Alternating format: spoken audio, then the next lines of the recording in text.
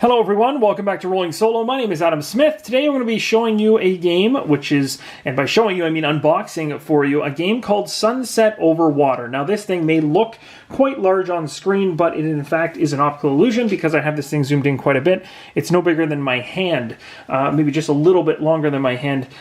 It's a very small box, and that is abnormal. Of course, in the channel here we do quite large games, so of course the fact that this game is a little bit smaller might fill a need that some of us don't have in our collection, which allows us to play quicker games around the 20-minute mark. So this game's objective is, if you haven't heard of it before, again called Sunset Over Water. It's a picturesque game by Steve Finn, Beth Sobel, and Eduardo Baraf. And these three individuals created this game. The objective of it is over a 6-day period, players are going to gain renown by hiking to beautiful locations.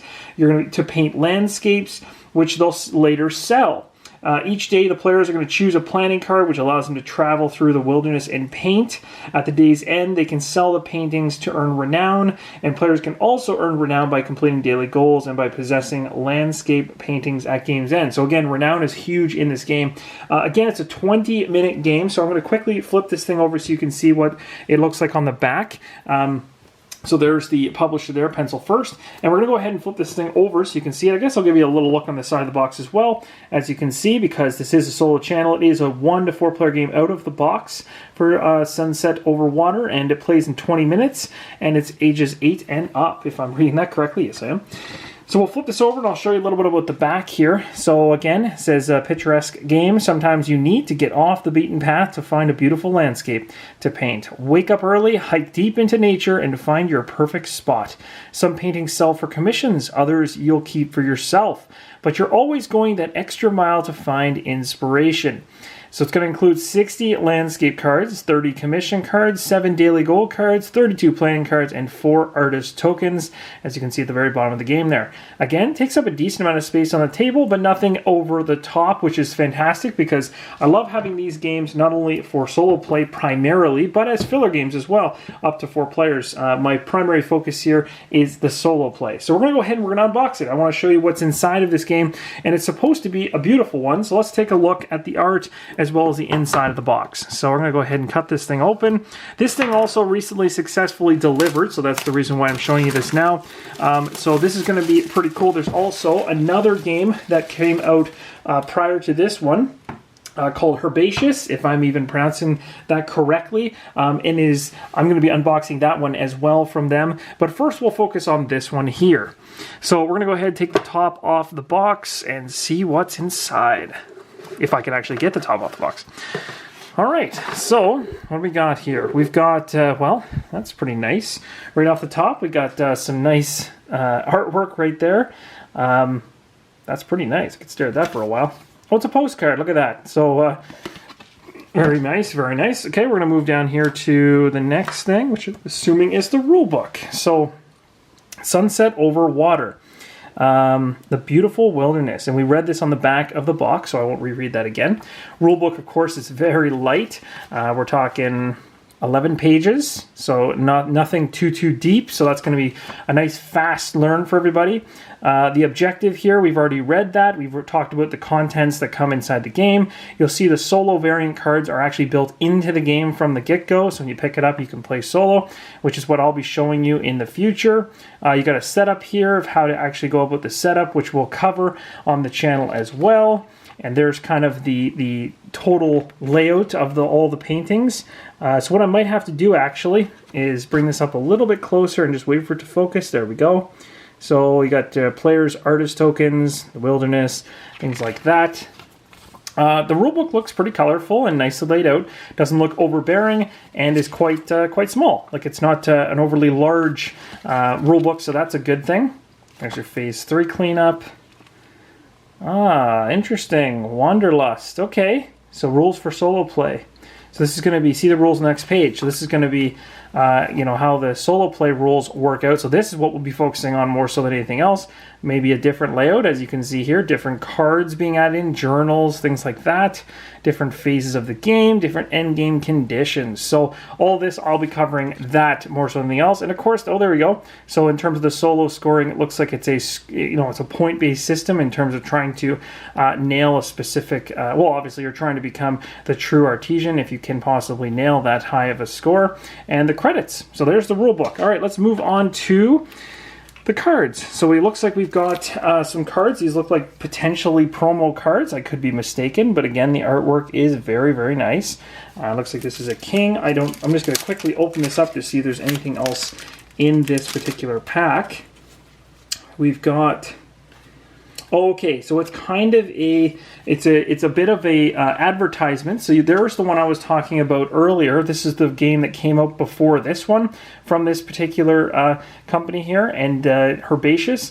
And again, it's a very flavorful game. Again, it's have lots of plant life and things like that. So we'll be unboxing that one as well. They've also done things, or it's got obviously advertisements for a number of other things. But I thought these might have been promo cards, but I was mistaken. So we'll put those back. Unless, of course, later I find out that I'm wrong and one of them is a promo card, but most of those look like advertisements to me. Moving on, we've got each of the different artists, which would be my guess. So each has a wooden representative token for each player. If you're playing solo, you're going to only care about one of these at a time, but they look pretty nice, and they're nicely detailed. They'll have the same exact pose and things like that, but color-wise, they stand out very differently on the table, so that'll be nice. So there they are. Next up, we got a nice insert, it looks like. So at least they went out of their way to ensure that everything gets back in the box in a very neat and tidy fashion, as you can see. So this deck came from this area right here. So I'm just going to go ahead and we're going to rip into this and see what the artwork's all about on this. Now again, when you're talking about selling paintings and acquiring paintings, well, you'd expect that these cards are going to be quite nice. At least that's what I would expect going into this, especially the pictures and things like that. So it's going to be interesting to see how these cards look. I don't know which pack I'm opening first, but it looks like this is going to... Oh my goodness, there's a ton. Okay, so you guys ready for this? This is going to be quite a bit. So we're going to kind of flow through these as fast as we can, but also trying to give you guys a good idea of what it looks like. So there's an example of one. There's some mountains. There you go. So very, very nice. And I'm not too sure what the emblems up here in the top left-hand corner mean per se. I don't really know if they have any value. There's a nice one. Oh, they're all actually really nice. Let me see if I can do this sideways so I can get this done a little quicker. Just bear with me here. I'm going to shuffle over to the opposite side. I think this will be easier. So we've already done this one here. There's a mountain one. There is sunset. Well, actually, it could be dawn as well. I'm not too sure. Yeah, pretty nice. The artwork is very, very nice. Definitely pops. That's for sure. These are the different paintings. Flowers. Now, again, I don't know what the icon stands for just yet. And if you flip it over, the backs look like this. So far, anyway. Again, I'll be able to explain a lot better, but because it's just an unboxing, I'm not talking about the rules or how the game plays. Just showing you a little bit about the artwork in the game and the cards themselves. So hopefully this helps. There's quite a bit, actually. Like, quite a bit. So I'm just ripping through them, and it looks like every one of them is unique. So that's pretty cool. Very nice. Very, very nice.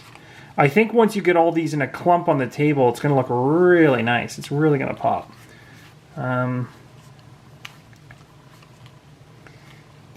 There's quite a bit there. All right, so that pretty much sums up that one. That's quite a large amount. So I think I'm going to move on to the next deck. So we'll put this one right back in there, and it looks like we've got another one. This could be more of the same, I would think. But it looks like it's also got some reference cards in the back here. So that'll be interesting to see what those things are and how this plays into the game. I'm sure the solo cards are buried in here, and that's what I'm excited to see. Bear with me here as I'm really poor at getting this. There we go. If I get that tab open, take that end off, and we're good. All right, what is this? So we've got different phases. I guess these are essentially going to be reference cards for each of the 4 players for what's happening in phase 3, the game end, final scoring. If I flip this, yeah, there we go. We got like phase 1, phase 2. I love these. Always a fan of having a reference card nice and handy. It looks like this is for the Wanderlust, which if that's exactly what the solo game is called, these are probably the cards that go along with that. So we've got like what appears to be a ranger station. Then you've got another ranger station. You've got a solo journal here. So a planning card, your wake up, your action, early morning, mid-morning, late morning, couple cards, actions beside them. If I flip this over, looks like it goes to, I think those are different actually on either side. Oh, no, they're the same. They're the same on both sides, okay. So I'll put these over here. Maybe this is what the solo game is built on because the backs are different. I can't say for sure. Could be totally off on that one. Oh yeah, there's a whole bunch of other cards here in the back that are different as well. Quite a bit actually. But it looks like there's still a few pictures that will be added into the game along with the other ones we already went through. So there's some more to show you what they look like. Very, very nice. Definitely pop. And then these I'm not too sure what they are. These could be like action cards. I'm not 100% sure. They look like they could be. I guess they could. Very different. Looks like the numbers are increasing on the top. For those of you that have played the game before, I'm sure this is you'll know exactly what those are for. Be the last person to move horizontally. This is a different colored back than these ones, which were dark blue, light blue. Interesting. Well, I'm kind of intrigued by this one. This is an interesting. Oh, I didn't even notice. There's some cards underneath. How did I miss that? Okay, so there's a little bit of cards. I was kind of thinking that like something was missing here. Maybe these are going to fill in a couple blanks.